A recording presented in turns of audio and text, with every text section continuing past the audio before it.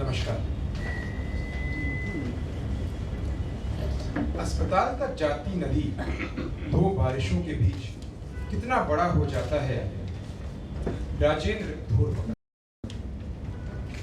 उम्र के चढ़ते पायदान पर बचपन की स्मृतियों से बढ़िया मलहम कोई दूसरा नहीं। अवचेतन की जड़ों में ही सनी हुई यह समय समय पर संचरित होकर जीने की शक्ति प्रदान करती रहती है, और अगर गलती से दृष्टिभ्रम हो जाए तो समय इस पर वाइपर चलाकर पूरा शीशा साफ कर देता है, और यूं स्मृति की खदान के अयस्क का ईंधन लिए जिंदगी की गाड़ी आगे बढ़ती है।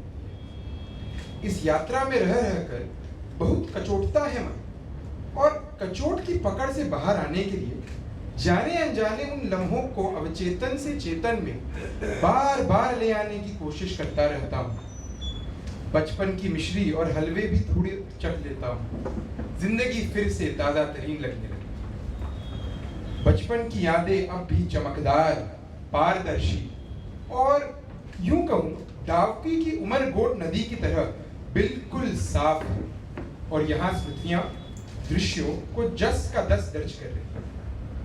कल्पना से इतर यथार्थ के बारीक और मुलायम धागों से बुना आकाश गहरे सुख दुख और पीड़ा के रंग से रंगी हुई पूरी तस्वीर लिए दिख रहा है। कविता लेखन के लिए कवि दूसरे के दुख में किस कदर घुल मिल जाता है, और फिर किस कालात्मक ढंग से उस अनुभव को अभिव्यक्त करता है कि वह लोगों के अवचेतन में बैठ जाती है, पर जो बरसों बरस स्मृतियां में अक्षुण्ण रह जाता है, ताउम्र कचोटता रहता है, और उससे हल्का होने के लिए, उसी अक्षुण्णता से रूबरू होने के लिए जन्म लेता है संस्मरण। राज्य बिहार, जिला मुंगेर और स्थान कियूल नदी जिसके तट पर बसा है अनुमंडल लखीसराय, उस समय का सब डिवीजन जो अब जिला बन चुका है, और वहां का अनुमंडलीय अस्पताल जो मेरी जिंदगी की किताब में अपनी सारी विषमताओं के साथ हूबहू हाजिर है, जिसके पन्ने बार बार फड़फड़ाते रहते हैं और मेरे चेतन को कुरेदते हुए रह रहकर अपनी उपस्थिति की हाजिरी लगाते हैं। वह जगह जिसे अनुमंडलीय अस्पताल लखीसराय कहते थे, उसने समय से पहले मुझे बड़ा बनाने में कोई कसर नहीं छोड़ी। बहुत कुछ सिखाया, बहुत कुछ समझाया। जिंदगी के मायने, दोस्ती का मतलब, बहन का होना और भाई का घर से बाहर होने के कारण होकर भी नहीं होना, बहन, माँ और अस्पताल, बस इतनी छोटी सी दुनिया थी मेरी। पिता स्मृति के अलग हिस्से में है और पूरी तरह शामिल नहीं है इस संस्मरण में। जब समझ आता, बड़े भाई सैनिक स्कूल तलैया में प्रवेश कर गए और पीछे अपना ओज, अपना पढ़ाकू आभा मंडल छोड़ गए। भैया का प्रति छाया बनना तो मुश्किल था, तो अपनी अलग ही आभा बना डाली। लापरवाह, आवारा, भुलक्कड़, घुमक्कर और न जाने क्या क्या। वह जब भी लौटते तो नानाजी के घर मुंगेर छुट्टियां मनाने चले जाते। अस्पताल की जिंदगी को माँ, दीदी और मैंने एक साथ जिया। पापा का होना हमारी जिंदगी में एक कम वोल्टेज वाली ट्यूबलाइट की तरह था, जो कि हमेशा से ही जलती बुझती रहती, यहाँ तक कि मेरी स्मृति में। अस्पताल के सामने एक विस्तृत मैदान हुआ करता था, जिसकी सुंदर बाहरी बनावट जरूर किसी दिल और दिमाग दोनों में सामंजस्य रखने वाले अभियंता ने बनाई होगी। मुझे अस्पताल हमेशा अंदर से अंधेरे की चपेट में ही दिखा। अंदर घुप गलियां जैसा वातावरण रहता, वार्ड की तरफ हल्की फुल्की रोशनी फैलती रहती, जो खिड़कियों या रोशनदानों से होकर दिन के वक्त भी शर्माती हुई आती। सामने के गेट से वार्ड तक जाना तीसरे पहर के सफर के समान लगता। उस अंधेरे से उजाले की ओर के सफर में एक अजीब सी कुलबुलाहट मची रहती। स्पिरिट की महक और तरह तरह की दवाइयों की हवा में व्याप्त मिश्रण हमेशा भ्रमित करता कि सांस लेना बेहतर है या सांस छोड़ना। दीवारों पर नमी मानो सिसक कर अपनी दुख और व्यथा सुनाना चाहती हूँ। परतों में न जाने कितनी ठंडी कहानियां छुपाए सफेद नजरों से घूरती रहती। ठंडी लाश की तरह बेजान ठंडी दीवारें कुछ नहीं बोलती, बस सुनसान में किसी रोती हुई रहस्यमयी औरत की तरह डराती।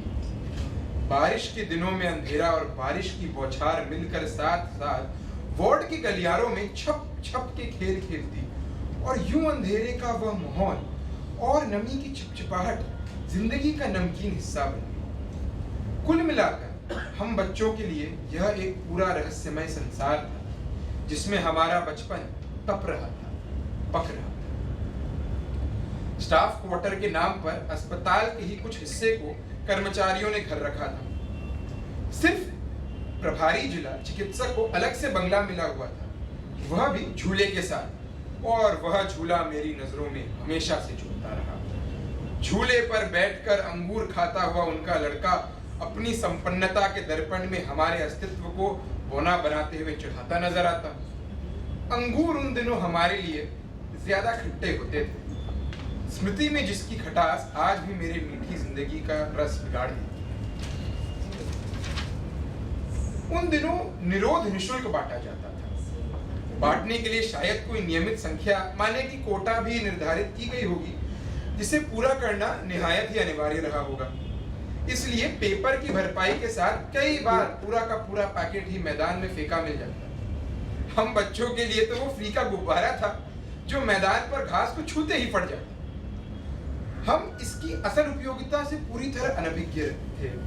बेखबर मासूम हम निरोध के गुब्बारे उड़ाते उड़ाते अस्पताल के अंदर घुस जाते। सब के सब हमें देख दबी हुई हंसी में खिलखिलाते, एक दूसरे के हुनियां मारते और कभी कभी हंसते हुए डांट फटकार भी लगा देते, पर कभी किसी ने सही बात समझाई नहीं।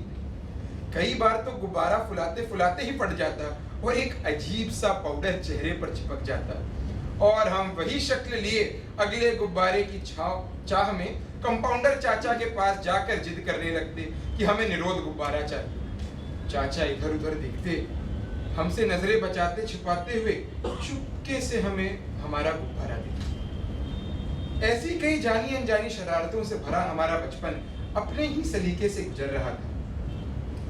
ऑपरेशन थिएटर को थिएटर क्यों कहते हैं कभी समझ नहीं आ सका, पर वहां घटित होने वाली ढेर सारी सच्ची कहानियां हमेशा बड़ी दिलचस्प लगी।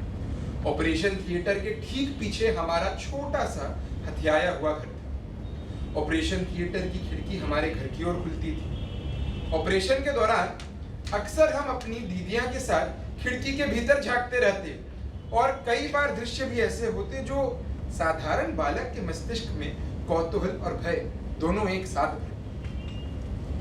उसी खिड़की से चाय और पकौड़े की दरख्वास्त और आदेश समय समय अपने रंग बदल बदल कर मिलते, जैसे यहाँ कोई फ्री का होटल चल रहा हो और हमसे चाय और पकौड़े की शक्ल में वहां रहने का किराया वसूला जा रहा हो। दीदी बनाती और मैं वार्ड बॉय की तरह सबको खिड़की के रास्ते चाय नाश्ता पहुंचाता। साथ ही गवाह भी बनता रहता ऑपरेशन थिएटर में रोज जन्मती विचित्र व अजीबोगरीब कहानियों का। वे सारी कहानियां बिना बताए समय की पीठ पर दर्ज होती चली।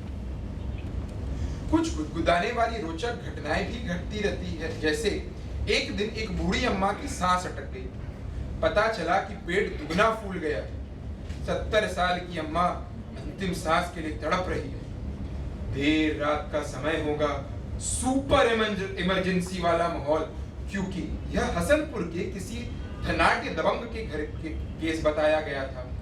सो सब लोग सुनकर भागे भागे पहुंचे। सब परेशान कि हुआ क्या है। बूढ़ी अम्मा कुछ कह नहीं पा रही थी, बस सांस की दिक्कत के इशारे किए जा रही थी। उपयुक्त निरीक्षण और घर वालों से बातचीत पर निष्कर्ष यह निकला कि अम्मा ने जरूरत से ज्यादा चूड़ा खा लिया था और रात में पानी पीना भूल गई, और जब पानी पिया तो चूड़ा पेट में फूल गया और गैस ने हलक पर कब्जा कर लिया। सांस अटक गई और फूले हुए पेट को ढीला करने के लिए पाइप डालकर गैस उतारी गई। उसके बाद सभी लोग बूढ़ी अम्मा को ऑपरेशन रूम में ही छोड़कर भाग खड़े हुए। सचमुच पूरा कमरा अमोनिया वाली दुर्गंध से भर गया। अम्मा की कहानी आज भी जब याद करते हैं तो पेट पकड़ पकड़ कर हंसते हैं। कुछ घटनाएं बहुत ही मर्म स्पर्शी थी, जैसे माँ अकेली आई, बच्चे को जन्म दिया और चली बसी। अकेली आई माँ का यूं बेसमय जाना और अस्पताल को एक और अनाथ बच्चे की जिम्मेदारी दे देना, सच में बहुत क्रूर समय था। दृश्य भी ऐसा जहां बाप का नामो निशान नहीं, माँ की लाश सामने और मासूम नजर चमक कर खिलखिला कर कहे, मुझे खूब दुलारो, खूब प्यार करो।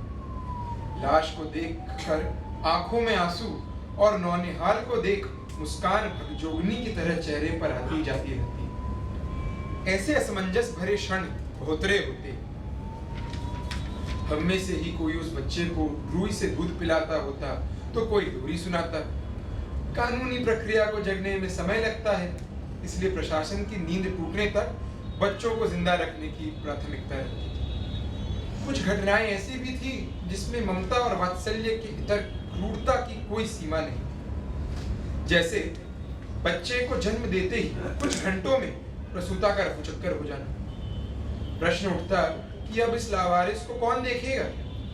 फिर परिवार को खबर दी जाती और बच्चों को उसके घर पहुंचा दिया जाता।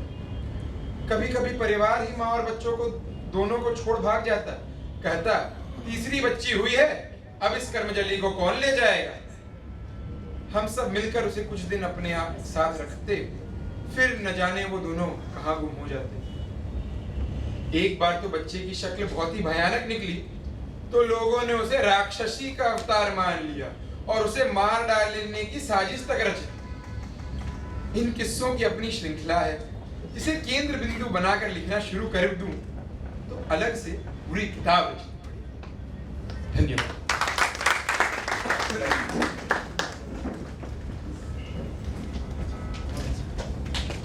बहुत बहुत ही शानदार पाठ आपने किया वरेण्या, बहुत धन्यवाद आपको। जितना सुंदर और रुचिकर ये प्रसंग था उतनी ही सुंदर प्रस्तुति।